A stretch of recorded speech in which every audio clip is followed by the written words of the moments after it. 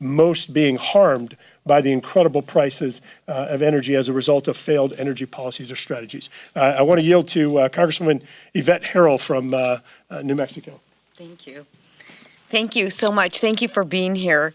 There's no doubt we have a war raging between Russia and Ukraine. But let's make not any mistake at all. This president waged war on the American people, the American industry, the day he signed the executive order that would stop building the Keystone XL pipeline. Remember, that's 11,000 jobs that were lost at a stroke of a pen. And look where we are right now. This administration would trust fuels from Venezuela, from Iraq, from other nations, over the Permian Basin and other states in our nation that produce. The best thing we can be doing for our country and our allies is becoming energy independent. We should never put ourselves in a position to rely on foreign energy. Look what China's doing right now. This year alone, they will be building over 200 coal power plants. Why?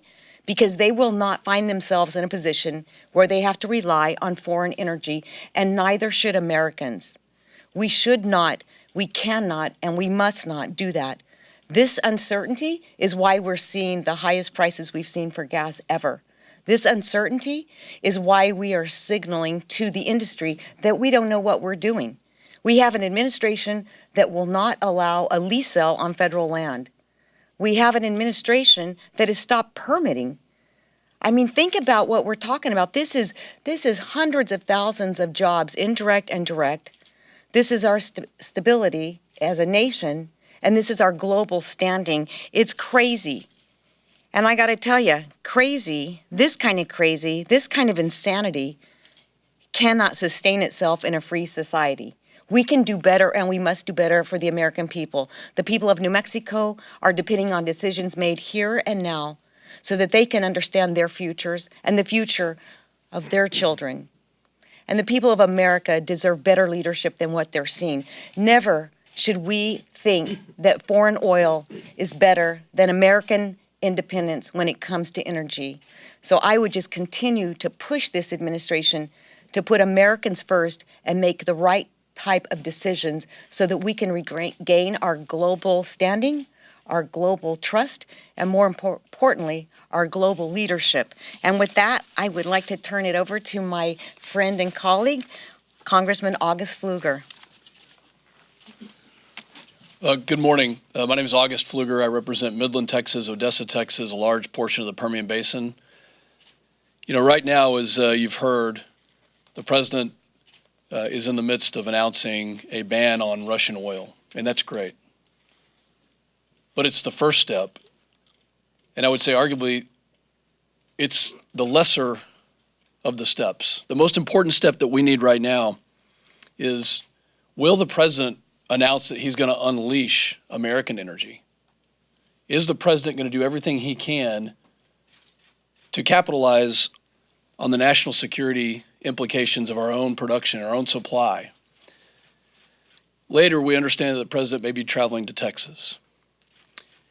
In addition to his pre-planned meetings, what he should be doing is meeting with oil and gas executives and companies. Instead of calling on terrorist regimes to fulfill our needs, what he should be doing is calling on the domestic producers who know better than anybody else in the world how to produce the supply of energy that not only we need, but that our partners and allies around the world need. The Permian Basin is a strategic tool that nobody else in the United States has. The United States has the resources that no other country around the world has. You know, the president's first phone call should have been to the mayor of Midland, Texas, not to Maduro. Just 4 to 5 weeks ago, I was in Ukraine. I met with President Zelensky in advance of what we now know is a horrific war, the images that none of us can get out of our minds. What President Zelensky told me was that without the Nord Stream project, Putin would not have the leverage, the power, or the impetus to invade Ukraine. President Zelensky knows that energy security is national security. He understands the implications that being dependent on your enemies and your adversaries puts you in a position of weakness, and that's exactly what the assault on oil and gas has done. Biden's assault on the oil and gas industry has created an environment of weakness that the United States is clearly in. And instead of being energy dominant, we are now forcing ourselves and our partners and allies to be energy dependent on other countries. We should not rely on our enemies, our adversaries, for our energy needs. Mr. President, it is time to put Midland over Moscow. It is time to unleash American oil and gas. It is time for our partners and allies to depend on us and not on Russia for our energy needs. Enough is enough. And with that, I'd like to turn it over to a phenomenal advocate for the oil and gas industry, somebody who is leading on these issues, the ranking member of the Committee on Natural Resources, Mr. Bruce Westerman from Arkansas. Thank you, August. I'm Bruce Westerman from Arkansas's 4th Congressional District, and we're sleeping in the bed that we made. That's what happens when you allow energy policy to be dictated by children in Europe, by woke investors on Wall Street, and by politicians who actually think that electric passenger vehicles are going to solve an energy crisis and a climate crisis. The policy we have is unsustainable, and we're seeing the results of it. When you look at energy policy, it should do at least 3 things. Number 1 is be reliable. This energy policy of the left is not reliable from a technical standpoint. It's also not reliable from a sourcing standpoint, as we're seeing now, where we're dependent on Russian oil and gas. Energy should be affordable. And we see right now with all-time high gas prices and oil prices that energy is definitely not affordable. Energy affects everything. We're getting ready to start planting crops across the world. Natural gas is the key ingredient to nitrogen fertilizer, which allows us to produce the food to feed the world. As energy cost goes up, the cost of everything's going to go up. Food costs are going to continue to rise. Transportation costs are going to continue to rise. And it's more than just the cost at the pump.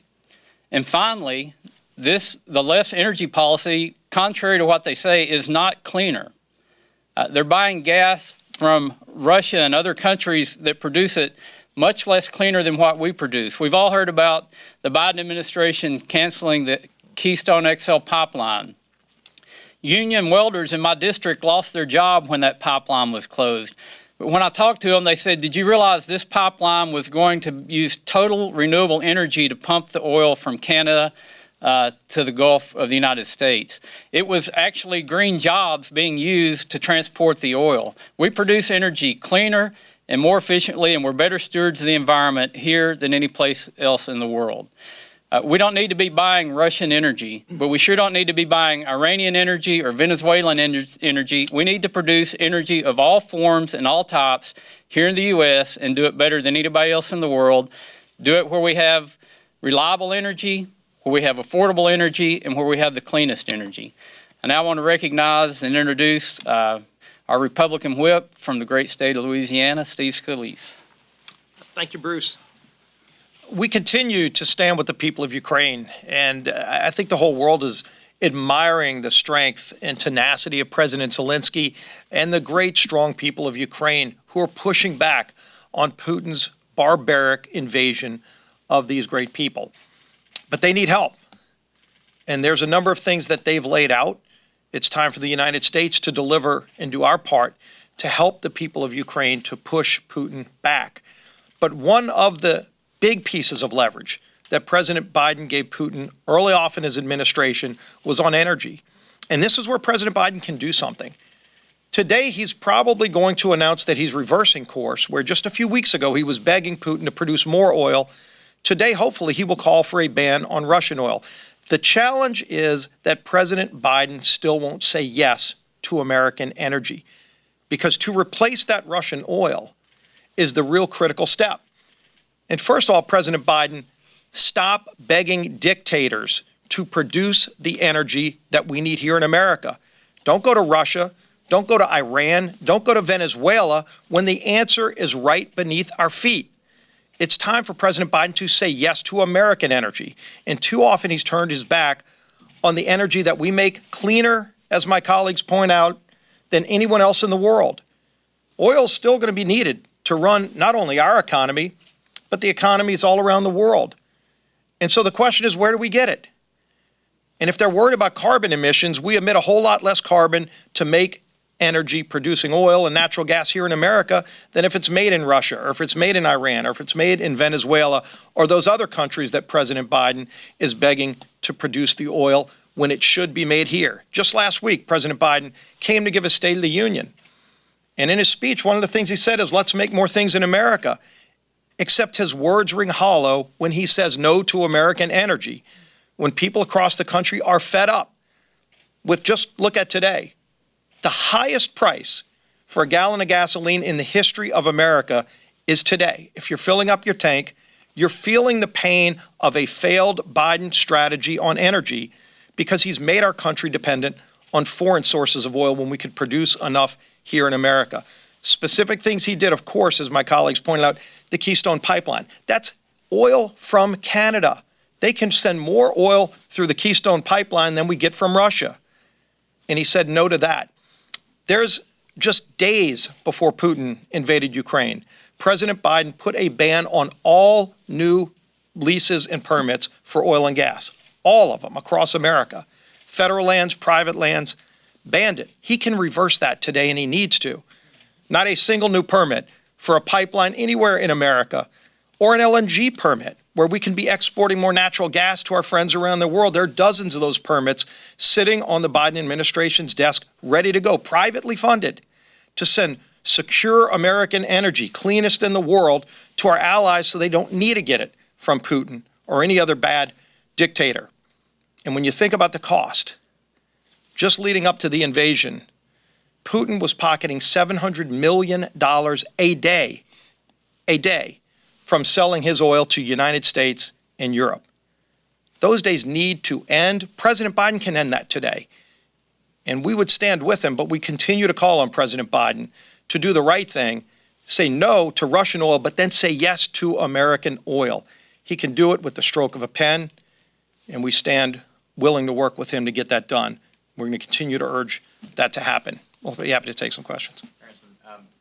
Another one of the things that President Zelensky has laid out that he'd like to see from the West and from the U.S. is for NATO to impose a no-fly zone over Ukraine. I wonder what you think of that request from him. Yeah, I know some of our colleagues just got back from Poland yesterday, and we're talking about that and a number of other initiatives. Obviously, those are all being discussed right now, as well as the different missile systems. He's asked very specifically for more surface-to-air systems. He's also asked for fighter jets. And I know there are conversations happening with a number of NATO countries that have the ability to provide Ukraine with the kind of planes that they could use where their pilots are trained to use those planes. We could help those NATO countries as well. So all of that is being discussed, but time's of the essence. And this is where the Biden administration's moved incredibly slow months ago when President Zelensky was asking for some of the basic missile systems that he still doesn't have today. Months ago, he was asking for those, and he was told no by the president. Representative Scalise, I just wanted to look back a little bit. Given where we are right now, what rethinking have you done on President Trump's withholding of military aid to Zelensky as he pressured him to investigate Joe Biden and Hunter Biden? And would you have done anything different in 2019 if you had known, the importance of Zelensky in Ukraine in this moment today? Well, first of all, and you look at that conversation, President Zelensky had called President Trump to thank him for the leadership that he provided. In fact, when Zelensky got elected, he said he modeled his campaign after President Trump's. And ultimately, he got the relief money that he was asking for. If you go back to when Joe Biden was vice president, he bragged about how he withheld $1 billion in aid to Ukraine when Joe Biden was vice president, because he said he wanted a prosecutor to get fired, who ultimately, from reports we saw, was fired. But President Trump stood with President Zelensky, and in fact, the two of them had a really good relationship. And when President Zelensky was asking for things like Javelin missiles that the Biden and Obama administration said no to, President Trump said yes and actually helped Ukraine get those tank-busting missiles that they needed and, frankly, they've been using. They could have surely used some of those surface-to-air missiles that they were asking for just a few months ago that President Biden said no to. Last question.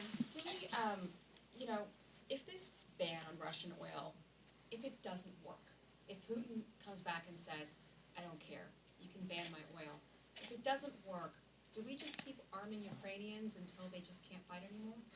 Well, they're fighting with incredible strength and resilience. And so I have confidence that the people of Ukraine are going to continue to push back. And I think Putin miscalculated the will and the determination of the people of Ukraine.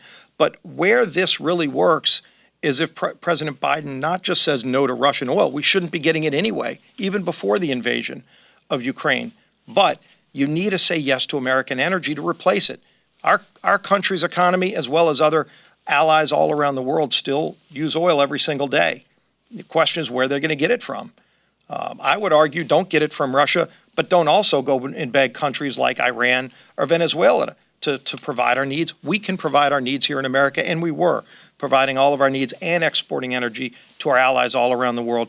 President Biden shut that down. He was proud of it. I hope he has a change of course, because Americans are paying the price and our European allies are paying the price for Biden's failed energy strategy. Thanks, everyone. And we'll do one last question. Real fast on the omnibus, do you anticipate there will be a lot of Republican support, especially because it includes the Ukraine aid package? And is that something you think leadership is going to be encouraging? We haven't seen a final package yet. I know there's talk that it may get filed this evening.